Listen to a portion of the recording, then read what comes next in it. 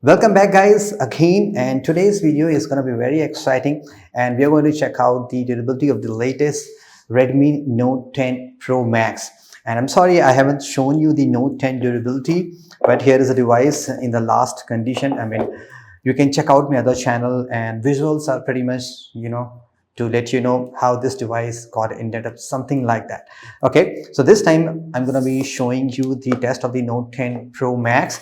And a Note 10 Pro Max both have the same dimension construction, and they just have some internal specs change. Also, the Note 10 is kind of a stripped down version of the Note 10 Pro, so probably you can again just visualize the construction about that. Okay, also since I'm going to be doing the voiceover of the few of the parts from my original video that I'm posting on the Hindi on my other channel, so really sorry about that. So just let's start with a test and see how durable is the latest Redmi Note 10 Pro and the Pro Max. Alright guys, let's start our test. And you have seen in the past we tested almost every brand of smartphone in our channel, and for this blast test based on the IP certification, I performed different tests. For example, if there is just IP53 or no certification, we used to change the duration and the water level. If there is IP67, 68, we used to do the freeze test like for the Galaxies, OnePlus and the Samsung devices. So this phone has an IP53 certification. That means it's just a spill proof or maybe kind of a splash proof, you can say, casual raindrops or maybe a casual shower thing. But here we do extreme tests just to see how durable this phone is, like it is going to survive on the worst condition and all. So I'm just doing a 5-minute test for this phone because it's IP53. And yeah, let's take the phone out and see. And by the way, if you haven't seen the Note 10, that phone got some kind of issues with the water test after the similar duration, similar water thing. Nothing has been changed. And the best way to find out whether the phone has got inside or not is just to take the SIM tray out, because that's the only physical stuff you can take off in the phone, apart from the button from the Note series that we are going to verify later. And we can see a bit of water on the SIM tray.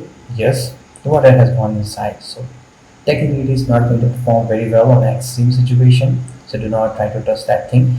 And accidentally phone even got turned on.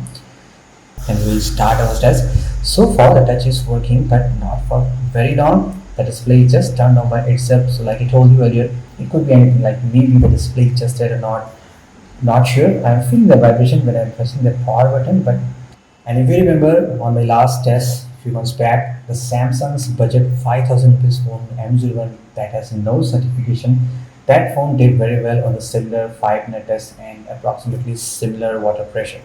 Anyway guys, let's start with the scratch test and see and find out how about the construction of this phone.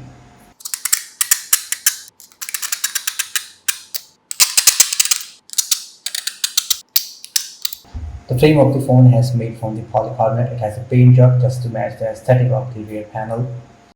Note 10 has a weird issue, like just like 8 Pro and 9 Pro, the button was coming out very easily. But the Note 10 Pro and Max, here also you can just take out the button very easily. I'm not applying too much pressure. It's very flimsy too. And the fingerprint sensor, I don't think so we can take it out. If you have seen the tear down, it used to be tightly placed inside that thing, so you cannot take out the fingerprint sensor. How about the camera frame? There is no glass. It's designed in such a way like it will feel there is a glass actually, and there are 2 layers of different plastic. Both are made from the plastic, and leaf flash also inside the plastic. Earpiece grill is slightly smaller compared to the Redmi Note 10, but still it's very out. It's made of the thick plastic. How about the SIM tray? Note 10 SIM tray was damaged very easily. And here there is a similar construction made of plastic, and if you just accidentally try to bend your SIM tray, it will break very easily. And this phone has a Corning Gorilla Glass 5 protection on the front side. We'll use the most case of hardness, and here results are very expected in industry standard. Up to level 5 there is no scratch. On the level 6 we can see the minor scratches, and as we move further on the level 7, the scratches are deeper. So here's the result. Because it is a Corning Gorilla Glass 5, it works in the similar way. And about the rear panel guys, I'm not sure. There is no information even on the Corning website or even from the Redmi. What kind of protection has been used on the back panel. So we assume it should be some Corning stuff. Not sure if it's 5 or 3, but it should be some stuff. And about the camera glass, again there's no information, but the scratch pattern is very similar that we see on the display side. no scratches from the level 5 and a minor and deeper from the 6, 7 respectively. That means the regular items, keys and coins not gonna scratch the display or the front camera, but dust and sand, or glass particle can easily scratch your phone. Now guys, at the last we have to perform the drop test, and here is a good news and a sort of magic too. And so I was just setting up my office for the drop test, like putting on the camera, all this thing. But here, as you can see, the phone has been turned on.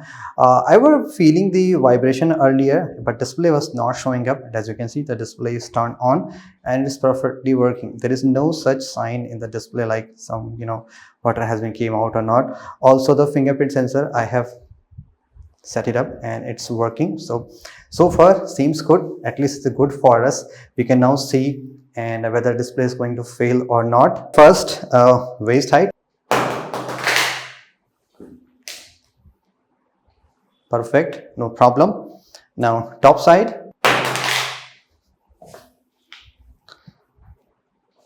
good. Corner impact, okay. Here another angle, corner impact, perfect, properly working here. All right, now rear side,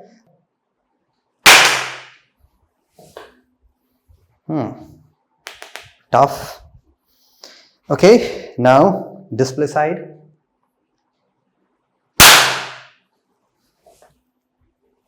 oh.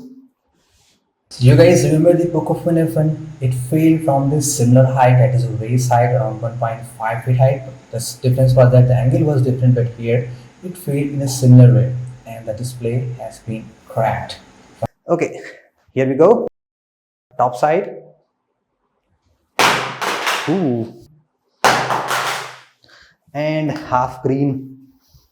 Front side थोड़ी सी half green हो गई है. Now and rear side. Gorilla Glass 5. Here we go. Oh. And the back panel also cracked. There's no information whether it's cornering or not. Doesn't matter. The back panel cracked from around the 5 feet height. The phone is just completely dead now.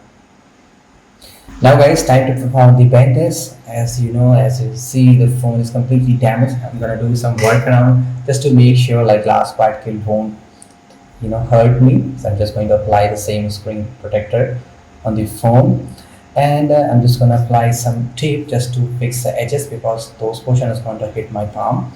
And here's a quick fix, and I don't think so it's going to change any little stuff on the phone. It will be just same. And let's try to bend the phone from the screen side, see what's going to happen. 3, 2, 1. 3, 2, 1. 3, 2, 1.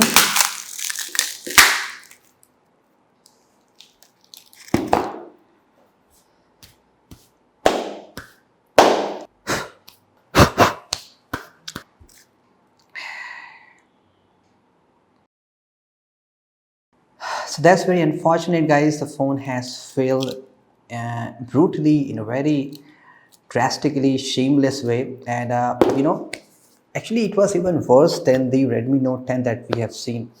That phone, it failed on the bend test, but it just snapped in half like it's a flip phone. I mean, I think there has been done more cost compromise, especially on the raw material compared to the Redmi Note 10. So that's been it, guys, for the Redmi Note 10 Pro durability test. Hope you like this video. Really tough for me. Thank you so much, guys. As always, this is Saurabh. Have a great day.